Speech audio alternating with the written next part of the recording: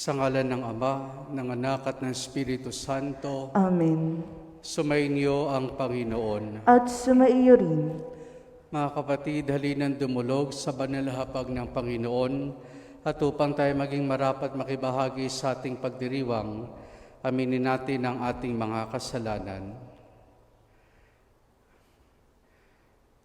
Inaamin ko sa makapangyarihang Diyos at sa inyong mga kapatid, na lubha akong nagkasala sa isip, sa salita at sa gawa, at sa aking pagkukulang.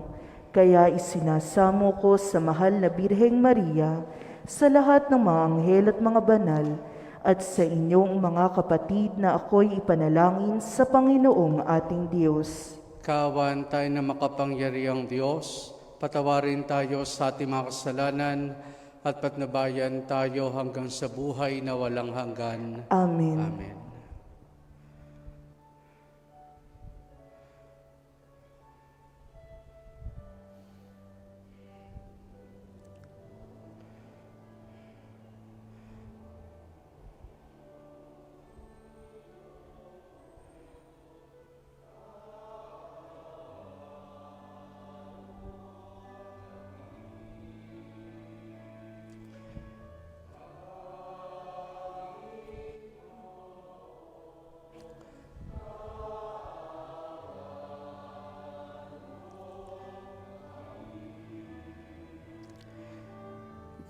Kristo, kaawaan mo kami.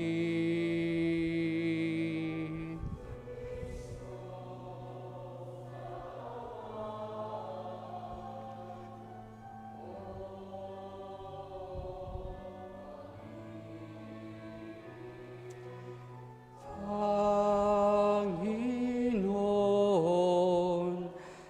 kaawaan mo. Panginoon,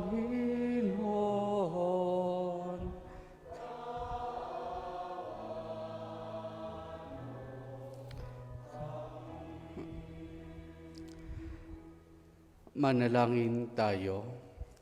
Ama naming makapangyarihan, ang iyong dumadalangin sambayanan ay matapat mo nawang lingapit sa baybayan upang makita namin ang dapat gampanan at para rito magkaroon kami ng kakayahan sa pamamagitan ni Jesus kasama ng Espiritu Santo magpasawalang hanggan. Amen.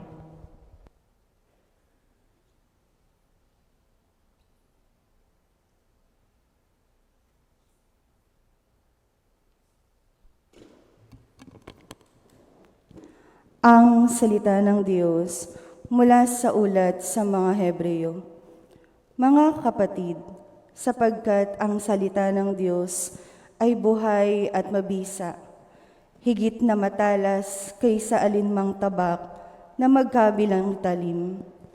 Ito'y tumatagos maging sa pinaghihiwalayan ng kaluluwa at espiritu, ng mga kasukasuan at ng utak sa buo, at nakatataho ng mga iniisip at binabalak ng tao. Walang makapagtatago sa Diyos. Ang lahat ay hayag at lantad sa Kanyang paningin, at sa Kanya tayo magsusulit. Magpakatatag tayo sa ating pananampalataya. Yamang mayroon tayong dakilang saserdote na pumasok sa kalangitan sa harap ng Diyos. Walang iba kundi si Jesus na anak ng Diyos. Ang dakilang saserdote nating ito ay nakauunawa sa ating mga kahinaan, sapagkat sa lahat ng paraay, tinukso siya tulad natin, ngunit hindi nagkasala. Kaya't huwag na tayong mag-atubiling lumapit sa trono ng mahabaging Diyos, at doon kakamtan natin ang habag at kalinga sa panahong kailangan natin ito. Ang salita ng Diyos. Salamat sa Diyos. Tugon sa salmo, Espiritong bumubuhay ang salita ng may kapal. Espiritong bumubuhay ang salita ng may kapal. Ang batas ng Panginoon ay batas na walang kulang. Ito'y utos na ang dulot sa tao'y bagong buhay. Yaong kanyang mga batas ay nagpagtitiwalaan, nagbibigay ng talino sa pahat ang kaisipan. Espiritong bumubuhay ang salita ng may kapal. Ang tungtuning ibinibigay ng poon ay wastong utos. Liligaya ang sinuman kapag ito ang sinunod. Ito'y wagas at matuwid pagkat mula ito sa Diyos. Pag-unawa ng isipan, yaong bungang idudulot. Espiritong bumubuhay ang salita ng may kapal. Yaong paggalang sa poon ay marapat at mabuti, isang banal na tungkulin na iiral na parati. Pati mga hatol niya'y matuwid na kahatulan, kapag siya ang humatol, ang pasya ay pantay-pantay. Espiritong bumubuhay ang salita ng may kapal. Naway itong salita ko at ang aking kaisipan, sa iyo ay makalugod, Panginoon ko't kanlungan, o ikaw na kabulihan, kung dulot ay kaligtasan. Espiritong bumubuhay ang salita ng may kapal.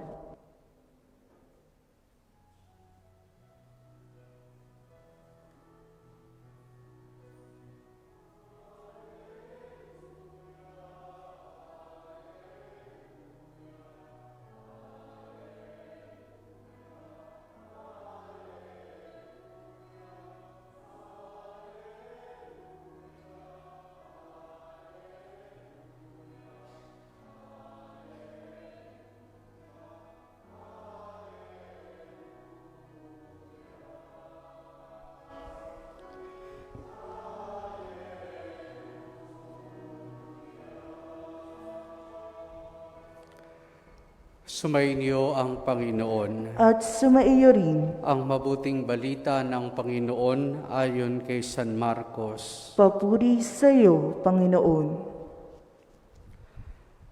Noong panahong iyon, muling pumunta si Jesus sa baybay ng lawa ng Galilea. Sinundan siya ng napakaraming tao at sila'y tinuruan niya. Nagpatuloy siya ng paglakad at nakita niya si Levi na anak ni Alfeo, nakaupo sa paningilan ng buwis. Sinabi sa kanya ni Jesus, "Sumunod ka sa akin." Tumindig naman si Levi at sumunod. Nang si Jesus at ang kanyang mga alagad ay kumakain sa bahay ni Levi, nakasalo sa kanilang maraming publikano at mga makasalanang sumunod sa kaniya.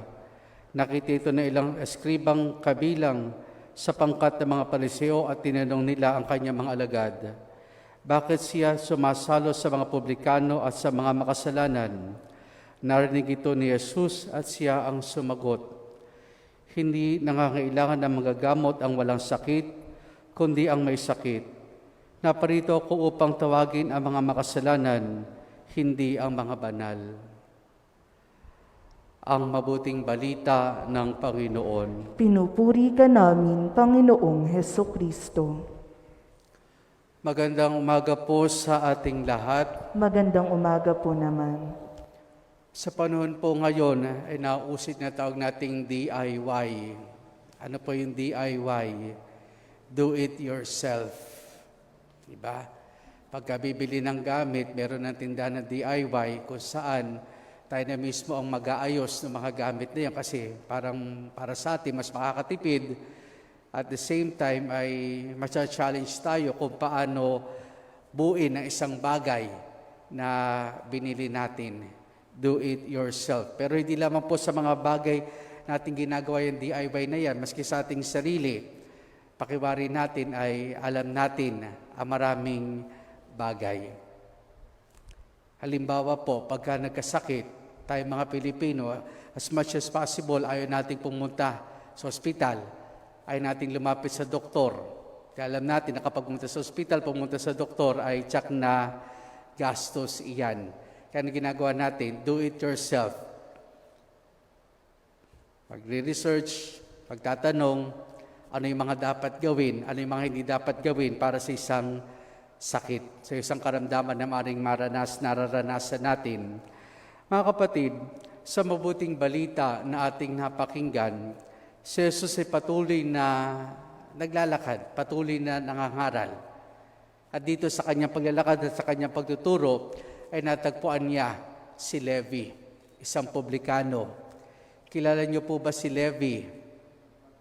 Si Levi ay sa Ebanghelyo, isa sa mga sumulat na Ebanghelyo natin, si Mateo, na isang publikano. Kung titignan natin, matagumpay na siya sa kanyang buhay dahil nga bilang isang publikano, marami siyang mga pera dahil sa kanyang paniningil ng buwis at gayon din dahil na rin sa pagkupit niya at panloloko niya sa mga sinisingil niya ng buwis sa kanyang mga kababayan. Pero dumating sa point ng buhay nito na ilang pananalita lamang ni Jesus ay nabago ang lahat sa kanya. Sinabi sa kanya ni Jesus na sumunod ka sa akin. Marahil kontento na si Levi sa pagkakataon o si Mateo, pero nung madinig niya yung tinig ng ating Panginoon, iniwan niya ang lahat at sumunod sa ating Panginoon. Napasinto na ilang mga pariseo, na mga eskriba, at nagtanong sa mga alagad kung bakit nakikisalo ang kanilang guro sa mga katulad ni Levi, kaya hindi sa mga makasalanan. Si Jesus na mismo ang sumagot, hindi na kailangan ng manggagamot ang mga walang sakit, kundi ang mga may sakit. At gayon din na parito siya hindi para sa mga matuwid, kundi para sa mga makasalanan. Mga kapatid, pinagkalooban tayo ng Diyos na isang manggagamot. Pinagkalooban tayo ng Diyos isang manggagamot sa katauhan ng kanyang anak na si Jesus. Pero ang pagiging manggagamot ni Jesus ay hindi lamang sa sakit sa katawan, kundi bagkus sakit sa ating mga kaluluwa, dulot ng ating mga pagkakasala. At alam naman natin na ang kasalanan ay kaya lang mapatawad ng Diyos. Ang kagaligang dinulot sa pagkakasala, ang tanging makapaghihilom lamang dito, walang iba kundi ang ating Panginoong Jesucristo. Pero nung kinakailangan natin gawin, DIY, do it yourself. At ano ibig sabihin ng do it yourself sa pagkakataong ito? Tayo kinakailangang lumapit sa ating Panginoon. Tayo kinakailangang lumapit sa ating Panginoon at mula sa ating Panginoon ay makasumpong tayo ng kagalingan. Mula sa ating Panginoon makasumpong tayo ng panibagong lakas at panibagong direksyon sa buhay ng bawat isa sa atin. Nawa mga kapatid, sa buhay natin, patuloy tayong maging bukas sa pamamaraan at pagkilos ng Diyos. Maging bukas tayo sa pagtawag ng Diyos na tayo mismo na kanyang patuloy na tinatawag ay lumapit sa ating Panginoon. Amen.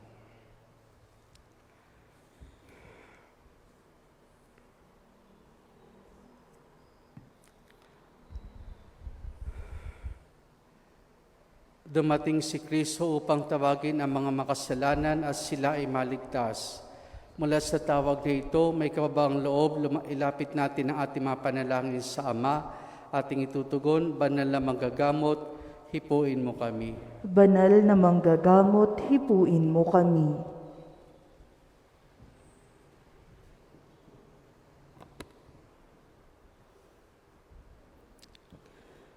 Ang ating simbahan, naway makitang bilang mapagpagaling sa tahanan ng mahihina at mga kasalanan, manalangin tayo sa Panginoon. Banal na manggagamot, hipuin mo kami.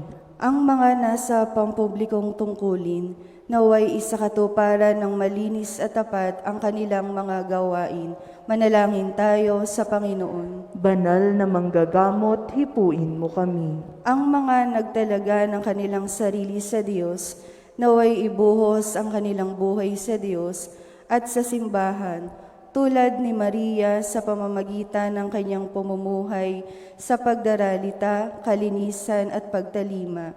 Manalangin tayo sa Panginoon. Banal na manggagamot, hipuin mo kami. Ang mga taong nabubuhay sa pagkakasala, naway tingnan nating lahat ng may habag at pag-unawa. Manalangin tayo sa Panginoon. Banal na manggagamot, hipuin mo kami. ang mga yumao, naway makaranas ng mapagligtas na kapangyarihan ng Diyos. Manalangin tayo sa Panginoon. Banal na manggagamot, hipuin mo kami. Ating indulog sa Diyos, iba pa nating intensyon at panalangin. Ama naming nasa langit, gabayan mo ang mga pag-iisip ng mga tinawag mo upang gumawa ng mga mahalagang pagkapasya sa kanilang buhay. Bigyan mo sila ng mapangunawang puso, tamang pagkapasya at maalab na pagnanais na gawin ang anumang kalugod-lugod sa iyo. Hinihiling namin ito sa pamamagitan ni Jesus na aming Panginoon. Amen.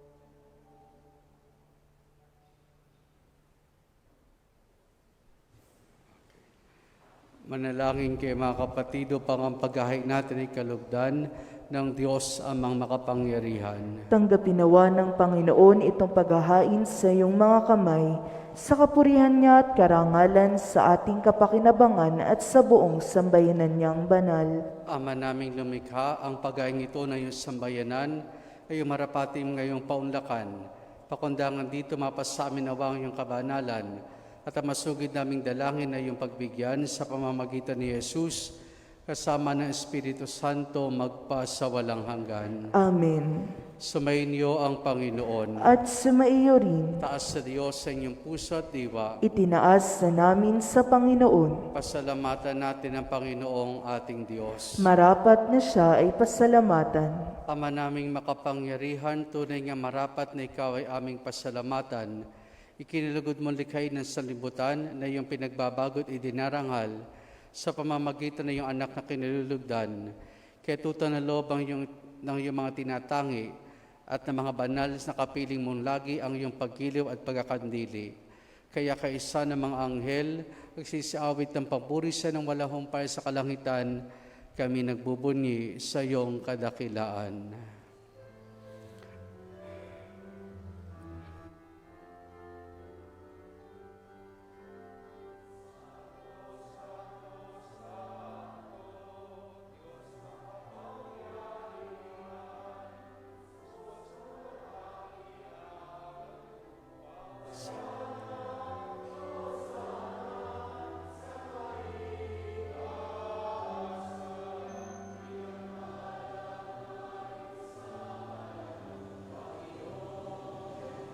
Os.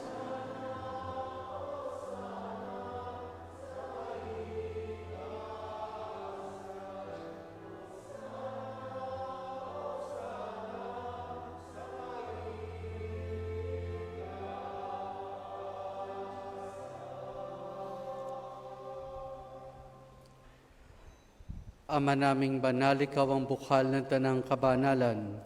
Kaya sa pamamagitan ng iyong Espiritu, gawin mong banal ang mga kaloob na ito upang para sa amin, maging katawan at dugo ng aming Panginoong Hesukristo. Bago niya pinagtiis ang kusang loob na maging handog, hinawakan niya ang tinapay, pinasalamatan kaniya, pinaghati-hati na yon. Iniabot sa kanya mga alagad at sinabi, tanggapin ninyo lahat ito at kanin itong aking katawan na ihahandog para sa inyo.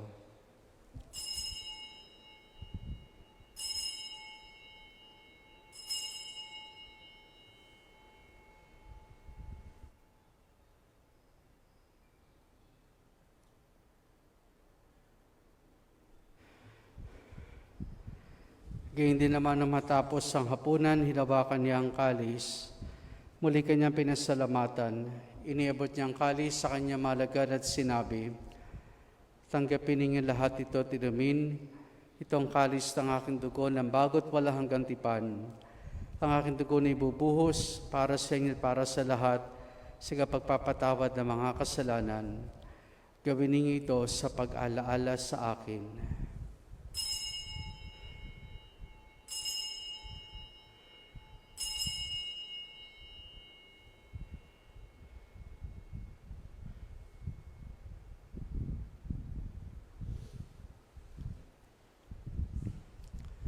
Ang misteryo ng ating pananampalataya.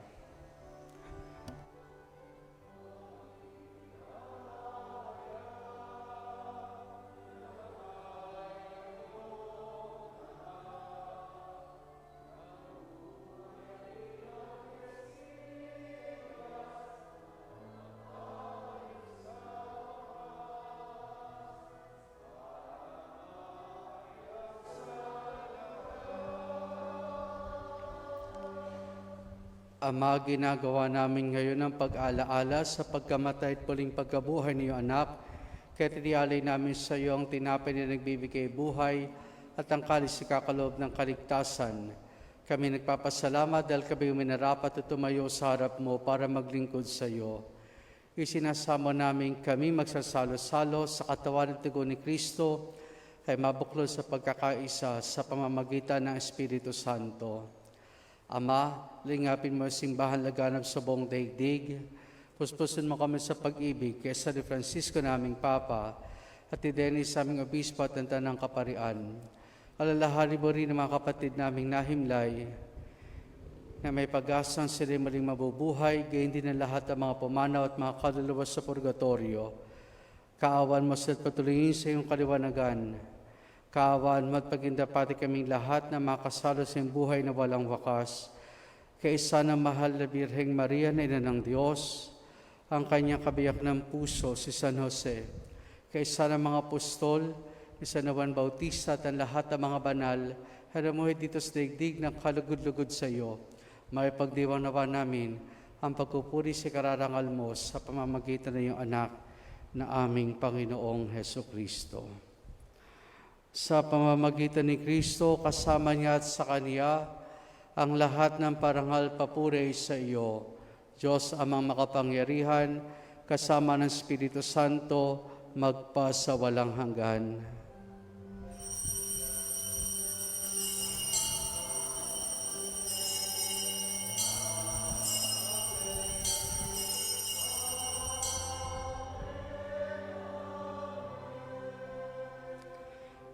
Sa tagubilin man nakagagaling na utos sa turo ni Jesus na Panginoon natin at Diyos, ipahayag natin ang lakas loob.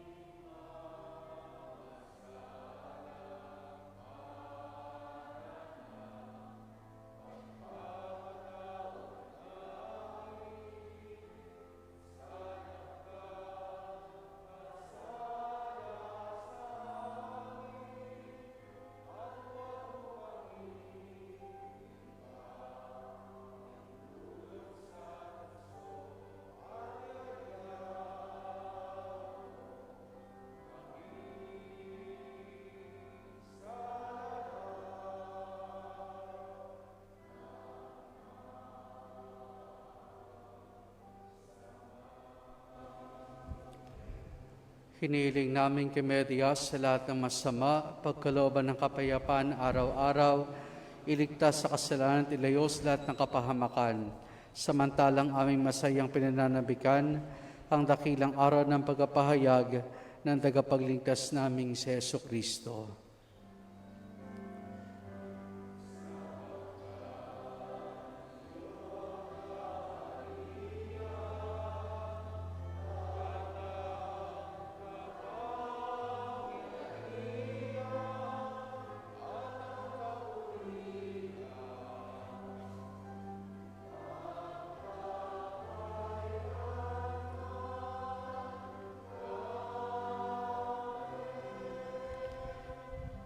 Panginoong Jesucristo, sinabi mo sa mga apostol, kapayapaan na iniwan ko sa inyo, ang aking kapayapaan na ibinibigay ko sa inyo.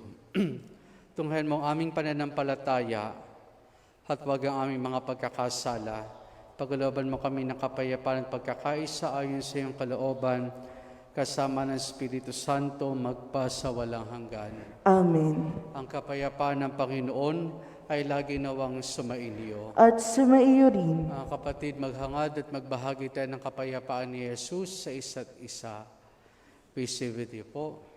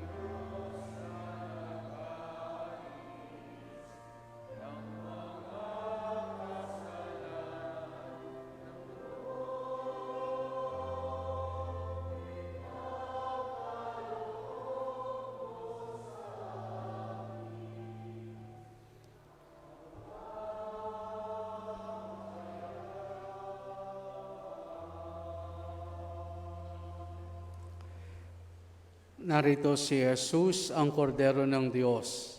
Siya nag-aalay sa mga kasalanan ng sanlibutan. Mapalad ang mga inaanayahan niya makiisa sa kanyang banal na piging. Panginoon, hindi ako karapat-dapat na magpatuloy sa iyo, ngunit sa isang salita mo lamang ay gagaling na ako.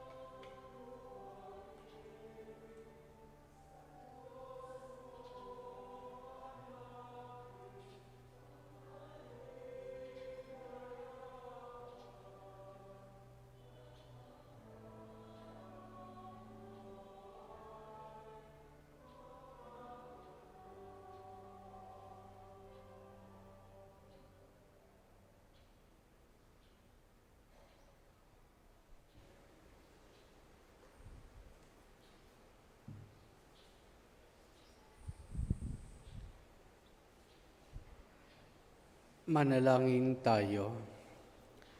Ama naming mapagmahal, hiniling namin kami pagbigyan, pakundangan sa iyong dulot na pakikinabang. Ipagkulong mong ikaw ay aming paglingkuran sa pamumuhay namin sa parang iyong kinalulugdan, sa pamamagitan ni Jesus kasama ng Espiritu Santo, magpa sa walang hanggan. Amen. Ngayon po ay gaganapin natin ang pag-aalay sa mahal na poong Santo Niño. Ang mag-aalay ng kapa ay si Kay Celestine Valiente.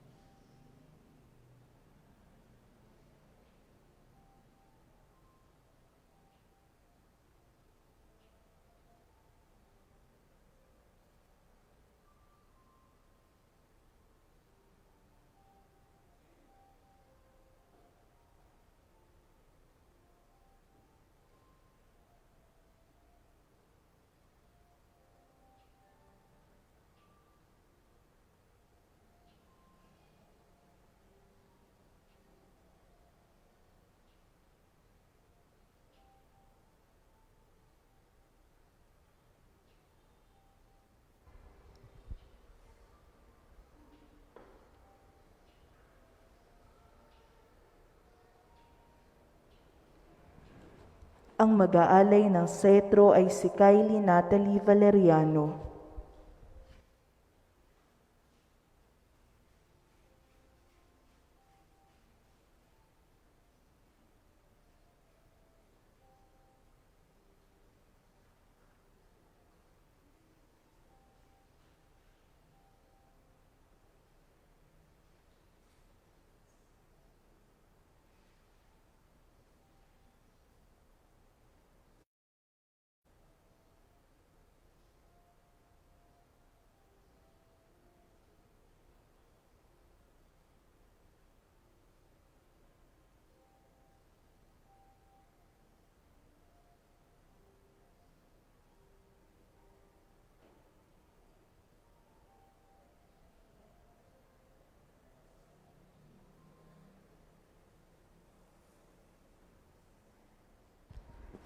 At ang magpuputong ng korona ay si Kurt Nathan Valeriano.